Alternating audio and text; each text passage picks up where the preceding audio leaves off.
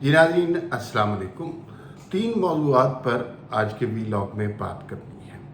पहली बात तो ये है कि ऑडियो लीक्स का शोरा बहुत मचा हुआ है और उन ऑडियो लीक्स के हवाले से किसी को नहीं इल्म कि वो किस तरह की बातें होंगी, किस किस की रिकॉर्डिंग हुई।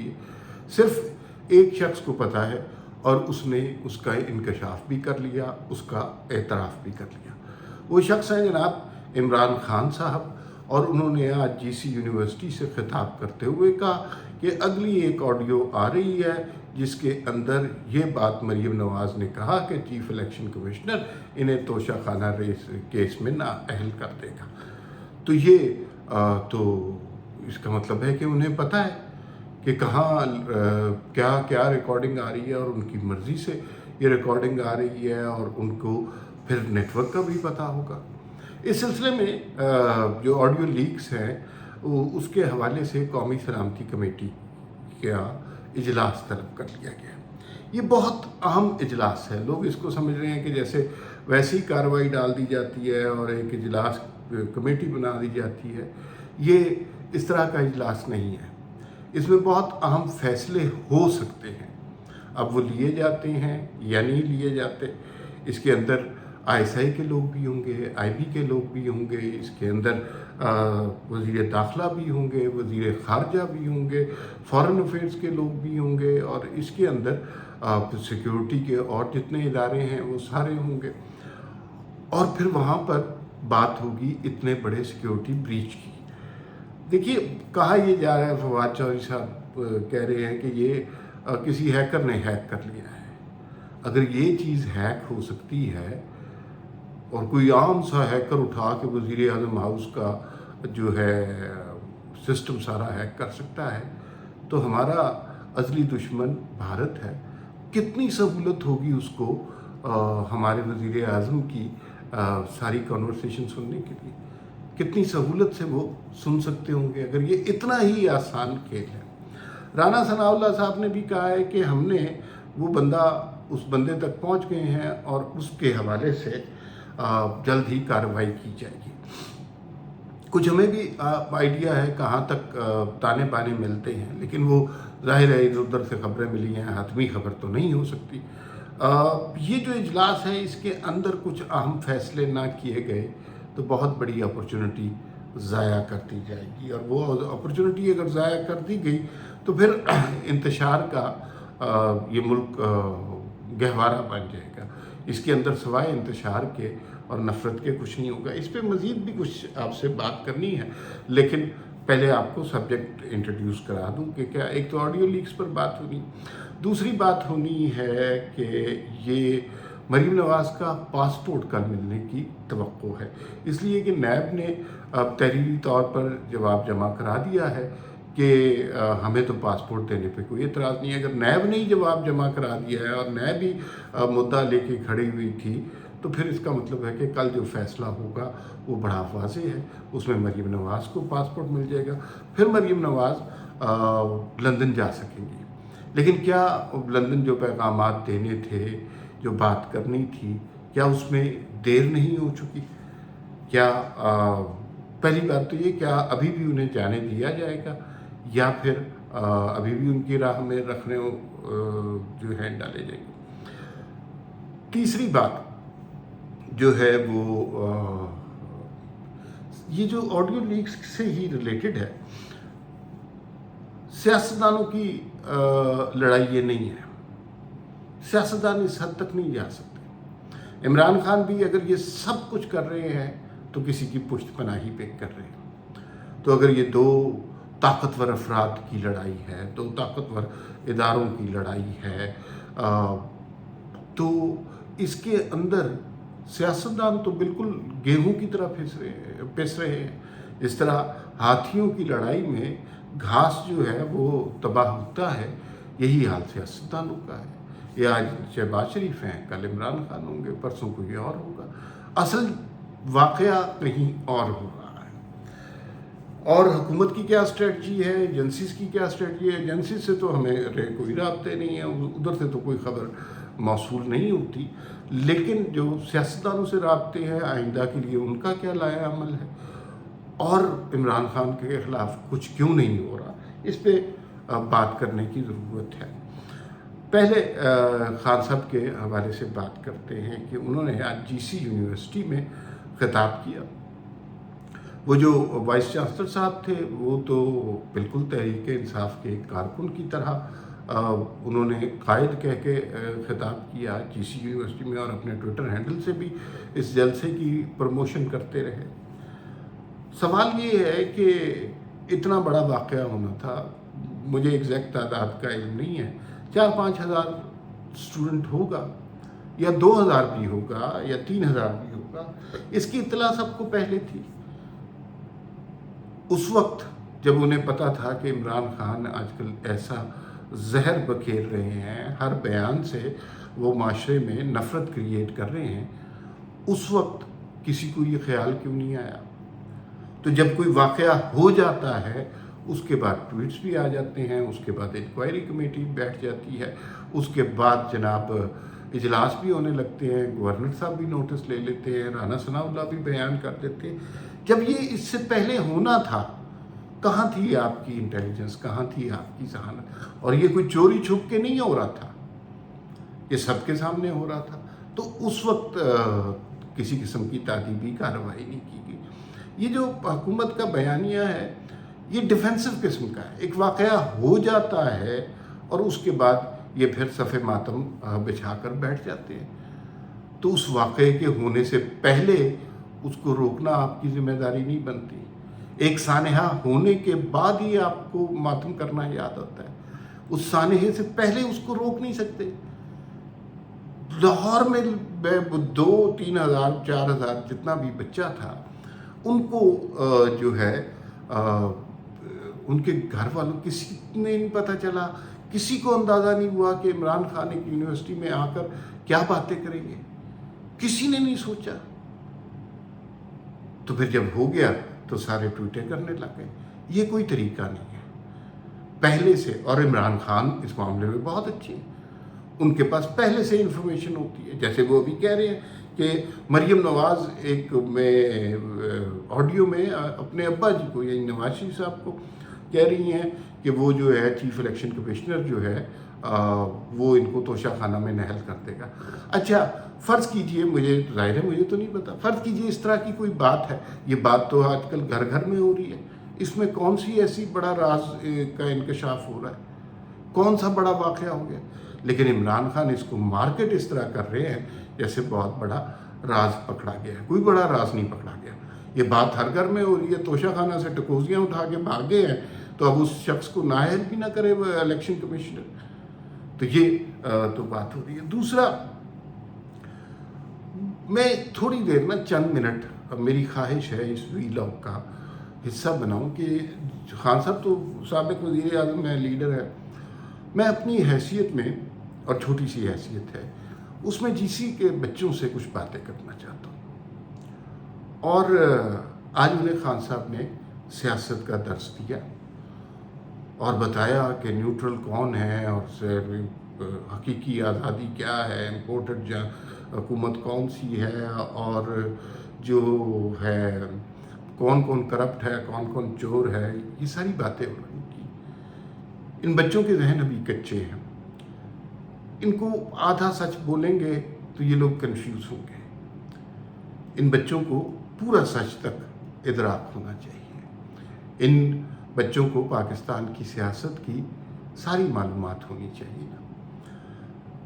ہمارے ہاں جو ایجوکیشنل انسٹیٹیوشنز میں سیاست پر بات کرنا ممنوع ہو گئی تھی بھٹو کے دور کے بعد، جب ضیاء الحق کا دور آیا، اور پھر ہم نے جگہ جگہ چائے خانوں میں، باربر شاپ میں یہ لکھا دیکھا، یہاں سیاسی گفتگو کرنا منع ہے۔ یہ ایک طرح سے لوگوں کو بتایا گیا کہ یہاں گالم گلوچ ہو سکتی ہے، یہاں پہ جو ہے چرچ بک سکتی ہے، یہاں پر جوا ہو سکتا ہے، لیکن یہاں پر سیاسی گفتگو نہیں ہو سکتی۔ پھر اس کے بعد ہم نے سیاست کو اپنے محاورے میں اس طرح شامل کیا کہ کوئی شخص کوئی بہت غلیظ کام کر رہا ہو تو ہم اسے کہتے ہیں کہ یہ سیاست کر رہا ہے۔ اور یہ بچے آج انسپائر ہوئے ہوں گے خان صاحب کی شخصیت سے، خطاب سے، ان کے دل میں بھی خواہش ہوگی کہ وہ بھی سیاست میں آئیں، وہ بھی اس قوم کا لیڈر بنیں، تو انہیں تھوڑا سا اس ملک کی سیاست کا پتہ ہونا چاہیے۔ یہاں سیاست کرنا اتنا سہل نہیں ہے۔ یہاں سیاست میں خاندان کے خاندان ختم ہو جاتے ہیں۔ بھٹو خاندان کی کہانی آپ کو یاد ہوگی۔ ذوالفقار علی بھٹو کو پھانسی دی گئی، محترمہ بے نظیر بھٹو کو قتل کیا گیا، اور پھر اس کے بعد جو کچھ اس آصف زرداری کو 11 سال جیل میں رکھا، کوئی ثبوت نہیں ملا، کچھ نہیں برآمد ہوا۔ بلور خاندان کی بات کر لیں، ANP کے پوری کی پوری جماعت دہشت گردی کے دھماکوں میں اڑ گئی۔ اکبر بگٹی کی بات کر لیں، وہ بھی سیاستدان تھا، اس کی زندگی کس طرح ختم ہوئی، ایک ڈکٹیٹر نے گولہ مار کے ختم کر دیا۔ اور اس کے بعد سے جو بلوچستان میں طوفان بپا ہے، جس کی خبریں ہمیں کم ملتی ہیں، تو وہ اس محرومی کی وجہ سے ہے۔ KPK کے بہت سے، میاں افتخار صاحب کا بیٹا وزیر اطلاعات تھے اور ان کا بیٹا مار دیا گیا تھا، تو 71 والا سانحہ ہوا پاکستان میں، اور اس کے بعد آج تک اس کی رپورٹ نہیں آ سکی۔ اس ملک کو لکھتے ہیں ہم اسلامی جمہوریہ پاکستان، اور اس میں جتنا وقت سیاستدانوں نے حکومت کی ہے، تقریباً اتنا ہی وقت یہاں پر مارشل لا رہا ہے۔ تو بیٹے، آج جو آپ بہت متاثر ہوئیں گے خان صاحب کی تقریر سے، ظاہر ہے ان کے اندر کرشمہ ہے، وہ لوگوں کو تقریر بھی اچھی کرتے ہیں، لیکن کبھی بھی آدھے سچ پر یقین نہ کیجیے گا۔ تاریخ کے صفحات کو کنگھالیے، صرف پاکستان کی کتابیں نہیں، بیرون ملک جو پاکستان کی تاریخ لکھی گئی ہے اس کو بھی پڑھیں۔ صرف مطالعہ پاکستان ہی ہماری سوچ کی عکاسی نہیں کرتا، ہماری تاریخ کا مشاہدہ نہیں کرتا۔ ہماری تاریخ سیاستدانوں کے حوالے سے بہت تکلیف دہ ہے۔ تو اگر آپ سیاستدان بننا چاہ رہے ہیں تو آپ کے ذہن میں عمران خان ہو کر بالکل ہوگا، کیونکہ آج آپ نے ان کی تقریر سنی۔ کسی اور سیاستدان کو یہ اجازت نہیں ملی کہ وہ کسی ایجوکیشنل انسٹیٹیوٹ میں جا کر بات کرے، اور بات بھی اتنی نفرت پر مبنی کرے۔ باقی سارے سیاستدان صحبتوں اور عقوبتوں کا شکار رہے ہیں۔ تو ان سارے بچوں کو جو سیاستدان بننا چاہتے ہیں، ان کو پتہ ہونا چاہیے کہ ہمارے ملک میں سیاستدانوں کے ساتھ کیا کچھ گزری ہے۔ اس کے بعد آپ فیصلہ کریں کہ آپ نے سیاستدان بننا ہے یا نہیں بننا، اور اگر بننا ہے تو کس قسم کا بننا ہے۔ آپ نے سیاستدان عمران خان جیسا بننا ہے، الطاف حسین جیسا بننا ہے، نواز شریف جیسا بننا ہے، بے نظیر بھٹو جیسا بننا ہے، اکبر بگٹی جیسا بننا ہے، میاں افتخار جیسا بننا ہے، ولی خان جیسا بننا ہے۔ یہ آپ کے اپنی ثوابدید پہ ہے، لیکن اس سے پہلے کہ آپ کے کچے ذہن کوئی فیصلہ کرے، میری آپ سے یہ درخواست ہے کہ پاکستان کی تاریخ کا مطالعہ ضرور کریں۔ اس کے بغیر یہ سب کچھ ادھورا رہے گا، یہ بات مکمل نہیں رہے گی، یہ سچ آدھا ہی رہے گا۔ اور یہ بھی آپ کو پتہ ہونا چاہیے کہ آدھا سچ جھوٹ سے زیادہ خطرناک ہوتا ہے۔ آج خان صاحب نے اس بات کا اقرار کر لیا کہ اگلی آنے والی آڈیو لیکس کا انہیں اچھی طرح علم ہے۔ اس کا مطلب ہے کہ خان صاحب کا کسی نہ کسی طرح کوئی کنٹریبیوشن بنتا ہے اس آڈیو لیکس کے حوالے سے۔ اب جو قومی سلامتی کمیٹی کی میٹنگ ہے، اس کے حوالے سے ہم نے دیکھنا ہے کہ اس میں بہت اچھا موقع ہے کہ اگر کوئی بہت ہی طاقتور شخص ہے، لیکن وہ اگر پکڑا گیا ہے، اس کے خلاف کوئی ثبوت مل گئے ہیں، تو یہ موقع ہے، یہ پھر ان سے آڈیو لیکس والی غلطی ہو گئی ہے، پھر یہ موقع ہے کہ جس پہ اس شخص کو پکڑا جا سکتا ہے۔ وہ شخص کوئی بھی ہو سکتا ہے، کوئی IB کا بندہ ہو سکتا ہے، کوئی فوج کا بندہ ہو سکتا ہے، کوئی پولیس کا بندہ ہو سکتا ہے، لیکن جو بھی ہے، یہ بہت بڑا سیکیورٹی کا معاملہ ہے۔ میں آج 1-2 شوز میں گیا اور میں کوشش کرتا ہوں کہ نہ ہی جاؤں، کیونکہ اس میں جس قسم کی واہیات گفتگو ہوتی ہے، میں کم از کم اب اس کا کیپیبل نہیں رہا۔ تو اس کے اندر جو تحریک انصاف کے ریپرزینٹیٹو ہیں، وہ اب سیکیورٹی اداروں پر دوسرے طریقے سے حملے کر رہے ہیں۔ وہ کہہ رہے ہیں کہ یہ دیکھیں جی کہ یہ जो है इतनी बड़ी सिक्योरिटी ब्रीच है तो क्या कर रहे हैं हमारे सिक्योरिटी ادارے. تو اس کا مطلب ہے جو قومی سلامتی کمیٹی میٹنگ ہے وہ بہت زیادہ اہمیت کی حامل ہے. اگر اس میں کچھ عام فیصلے نہ کیے گئے، جن لوگوں نے یہ حرکت کی ہے انہیں کیفر کردار تک نہ پہنچایا گیا، تو پھر معاملات بہت زیادہ خراب ہوتے ہی چلے جائیں گے. پہلے بھی بہت زیادہ خراب ہو گئے ہیں، اب ان کو واپس لانا اتنا سہل نہیں رہا، لیکن اس سے زیادہ خراب ہو جائیں گے. مریم نواز کے پاسپورٹ کے حوالے سے سنائے ذرائع یہ بتاتے ہیں کہ نیب نے ایک تحریری جواب جمع کرا دیا ہے، جس میں انہوں نے کہا جی کہ ہمیں تو کوئی اعتراض نہیں ہے، اور ریٹن آنسر جمع کرا دیا ہے. تو کل جو ہائی کورٹ میں پیشی ہونی ہے یا اس کا فیصلہ سماعت ہونی ہے، اس میں اس کا فیصلہ بڑا واضح نظر آ رہا ہے کہ مریم نواز جو ہیں ان کو پاسپورٹ مل جائے گا. پھر وہ پہلی فرصت میں لندن جائیں گی. بہت سی باتیں وہ کرنا چاہتی ہیں جو وہ نہیں کر پائیں، وہ جائیں گی اور جا کر نواز شریف صاحب سے کریں گی. یہاں پہ کیسے بات ہو سکتی ہے؟ یہاں پہ وزیر اعظم ہاؤس باغ ہوا ہے، تو ہیک ہو رہا ہے. بھئی ہم نے کبھی یہ نہیں سنا کہ مودی کا دفتر ہیک ہو گیا. کبھی ہم نے سنا ہے کہ بنگلہ دیش کی وزیر اعظم کی آڈیو لیک آ گئی. نیپال تک کے یا سری لنکا کے وزیر اعظم یا صدر کی آڈیو لیکس آ گئی نہیں آئی نا. تو یہاں پر تو یہ سب کچھ ہو رہا ہے. اب اس میں معاملات ایسے ہیں کہ اب ہمیں بہت ساری چیزوں پر غور کرنے کی ضرورت ہے. سیاستدانوں کو تاب کا نشانہ بنانے سے اب رک جانا چاہیے. مریم نواز کا پاسپورٹ، وہ پاکستانی ہے، پاسپورٹ ان کا حق ہے، وہ پاسپورٹ انہیں فوری طور پر واپس ملنا چاہیے. اس عرصے میں کئی برس گزر گئے، لیکن بالآخر اگر اب بھی وہ پاسپورٹ مل جاتا ہے تو یہ غنیمت کی بات ہوگی. ایک میں نے تھم نیل میں لائن لکھی کہ ہاتھیوں کی لڑائی میں سیاستدان رگڑے جا رہے ہیں. دیکھیے یہ پاکستان میں جو انتشار کی کیفیت پیدا ہوئی ہے، خیر اب عمران خان جب سے سیاست میں آئے ہیں ان کا کام ہی انتشار پیدا کرنا ہے. کبھی 2014 کا دھرنا، کبھی لانگ مارچ، کبھی ملک بند کرنے کا اعلان، کبھی یہ وہ لیکن جب سے عمران خان کے خلاف ایک جمہوری اور آئینی طریقے سے تحریک عدم اعتماد کامیاب ہوئی ہے، اس وقت سے معاملات اور زیادہ خراب ہو گئے. اور اس میں ابھی ہم نے آڈیو لیکس دیکھی. میں کئی دفعہ آپ سے کہہ چکا ہوں کہ 29 نومبر تک جو کہ ایک تعیناتی ہونی ہے، اس سے پہلے اس سوسائٹی میں بہت زیادہ انتشار آئے گا، بہت ہی زیادہ انتشار آئے گا. عمران خان روز ایک سٹیپ آگے بڑھے اور یہ معاملات خراب کرتے چلے جا رہے. تو اس کا حل کس کے پاس؟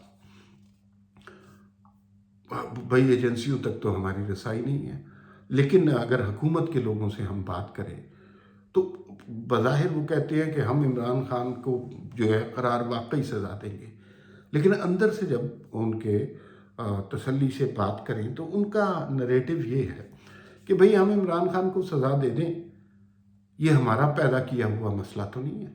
یہ تو مسئلہ انہوں نے پیدا کیا تھا جنہوں نے 2018 میں جو ہے یہ معاملات خراب کیے تھے، الیکشن ریگ کیا تھا اور یہ ساری چیزیں کی تھی. دوسری سائڈ کا علم نہیں ہے، لیکن وہ یہ سوچتے ہوں گے کہ ہم نے اب سیاستدانوں کو اب حکومت دے دی، اب ہم نیوٹرل ہو گئے ہیں اور اب وہ جناب خود اس مسئلے کا حل کریں. اس ساری بحث کے اندر، اس ساری گفتگو کے اندر عمران خان اتنا بڑا مانسٹر بن گیا ہے کہ وہ اب کسی سٹیج پر علیحدہ ملک بنانے کا بھی اعلان کر سکتا ہے. ملک پر ایٹم بم گرانے کا اعلان یا ملک کے 3 ٹکڑے کرنے کا اعلان تو وہ پہلے فرما چکے. مذہب کے حوالے سے تو کہیں نہ کہیں سے عمران خان کو سپورٹ ملتی رہی ہے. کوئی کہتے ہیں کہ جنرل فیض حمید کے بہت زیادہ تعلقات ہیں، ان کے ابھی بڑا اثر و رسوخ ہے، لیکن اس حکومت نے جو کام کرنے تھے وہ نہیں کیے. مثلا میڈیا کنٹرول میں پچھلی حکومت کے تھا یا اس زمانے کی ISI کے کنٹرول میں تھا. میڈیا ابھی بھی ان کے کنٹرول میں ہے، بالکل ان کے کنٹرول میں ہے. اسی طرح کے وہی لوگ بیٹھے ہوئے ہیں، وہی ایک واٹس ایپ پر چلنے والی قوم بیٹھی ہوئی ہے، اور ایک سے A سے لے کر Z تک سارے معاملات کہیں اور سے طے ہو رہے ہیں. تو میڈیا تو کہیں اور سے چل رہا ہے. پھر جو سیکیورٹی کے معاملات ہیں، کیا یہ لوگ اتنے ویک ہیں نئے آنے والے کہ ایک شخص جو چلا گیا اس کو نہیں سنبھال پا رہے؟ تو بھائی ملک کی سیکیورٹی کا مسئلہ کیسے حل ہوگا؟ اس کو کون سنبھالے گا؟ اور پھر یہ توقع کرنا کہ شہباز شریف آڈیو لیکس والے بندے کو پکڑ لیں گے. بھئی ہمارے ہاں سویلین اداروں کو اتنا کمزور رکھا گیا ہے کہ ان کی تو جرت ہی نہیں ہوتی ان معاملات میں دخل کرنے کی. جاسوسی کیا ہو رہی ہے، ہیکنگ کیا ہوتی ہے، بگنگ کیا ہوتی ہے. وہ تو ہمیشہ ڈیفنس پہ ہی رہے ہیں کہ ان کی بگنگ ہو جاتی ہے، ان کی کالر ٹیپ ہو جاتی ہیں، ان کے ویڈیوز بن کر آ جاتی ہیں. تو وہ سویلین ادارے تو اتنے طاقتور رہے ہی نہیں. اب اگر، اور چونکہ میرے پاس حتمی انفارمیشن نہیں ہے اور کسی کے پاس بھی نہیں ہے، جو آپ کو کہتا ہے وہ غلط کہتا ہے. فرض کیجئے کہ یہ آئی بی اور آئی ایس آئی کی لڑائی ہے، تو پھر اسے کس نے کنٹرول کرنا ہے؟ دونوں ادارے وزیر اعظم کے ماتحت ہیں. تو دونوں میں سے ہم نے سنا ہے کہ آئی ایس آئی بہت طاقتور ہے، اور ہم نے یہ بھی سنا ہے کہ آئی بھی بڑی ویل اکوپڈ ہو گئی ہے. تو کیا یہ دونوں جنگ لڑتے رہیں گے اور اس کے اندر سیاستدان رگڑے جائیں گے اور اس کے درمیان ملک تباہ ہوتا رہے گا اور اس طرح کی چیزیں سامنے آتی رہیں گی؟ تو کسی سٹیج پہ تو کسی نہ کسی کو تو روکنا ہے نا. صرف اس بات پہ کہ آپ پر الزام نہ آئے، آپ پر الزام نہ آئے، پہلے آپ، اس پہ تو بات نہیں چھوڑی جا سکتی.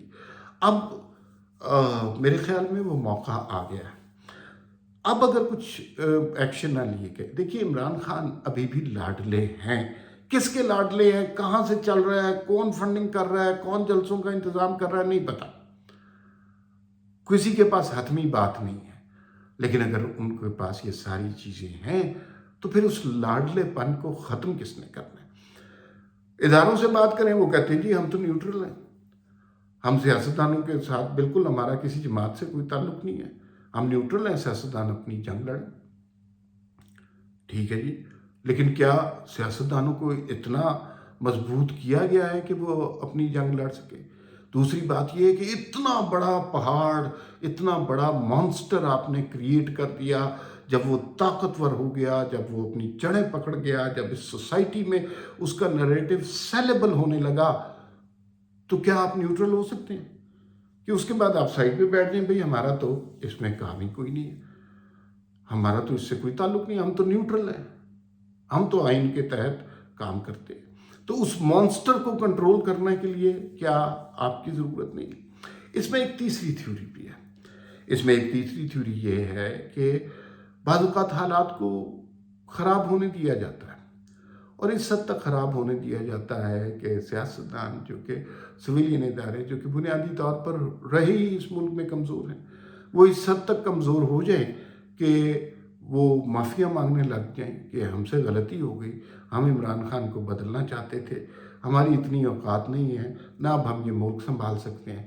پھر کوئی اچانک سے عزیز ہم وطنوں والا ترانہ بجے اور اس کے بعد کوئی ایک تھرڈ پاور انٹرونشن ہو اور سارے سیاستدانوں کی بساط کو لپیٹ دیا جائے. کہنے والے کہتے ہیں کہ یہ دور جو ہے، یہ انٹرنیشنل آبلیگیشنز جن کا ہمیں سامنا ہے، وہ اس بات کا متحمل نہیں ہو سکتا کہ ہم اس طرح کا کوئی ایڈونچر کریں. اس کا مطلب ہے کہ کوئی نہ کوئی سیاستدان سامنے رکھ کے یہ ساری کارروائی کرنی پڑے گی. عمران خان سے تو لگتا ہے کہ ادارے بڑے بدظن ہو گئے ہیں اور اسے اب سیکیورٹی رسک بھی سمجھتے ہیں. سیاستدان اپنی بساط، اپنی سکن بچا رہے ہیں. وہ کہہ رہے ہیں کہ اس کو ہم پولیٹیکلی اسٹرانگ کیوں کریں اور ہم اس کو کیوں زندگی دیں مزید. جنہوں نے بنایا ہے وہی اب اسے کنٹرول کریں. اس بحث میں بہت وقت ضائع کر دیا ہے اور بہت بڑا ہو گیا ہے عمران خان کا فتنہ. یہ بھوت بن کر اداروں کے سروں پر بھی، عوام کے سروں پر بھی اور حکومتوں کے سروں پر بھی ناچ رہا ہے. بجائے اس کے کہ اس بحث کو مزید طول دیا جائے، اس مزید وقت ضائع کیا جائے، یہ جو اب سیکیورٹی کمیٹی میٹنگ ہے، اس کے اندر کچھ حتمی فیصلے کیے جائیں. اگر آپ کے اندر کا کوئی بندہ آپ کے خلاف سازش کر رہا ہے تو کوئی شرم نہیں ہونی چاہیے اس شخص کو پکڑنے کے لیے، اس شخص کو سزا دینے کے لیے، اس لیے کہ اگر آپ نے پاکستان کے ناموس کی حرمت کا حلف اٹھایا ہے تو آپ کا کوئی ساتھی بھی اگر یہ کہہ رہا ہے تو پھر وہ ساتھی، وہ محبت، وہ دوستی، وہ ادارے کی وفاداری اس راہ میں رکاوٹ نہیں بننی چاہیے۔ بہت لمبی بات ہو سکتی ہے لیکن فی الوقت اتنا ہی، پھر ملاقات ہوگی۔ اللہ حافظ۔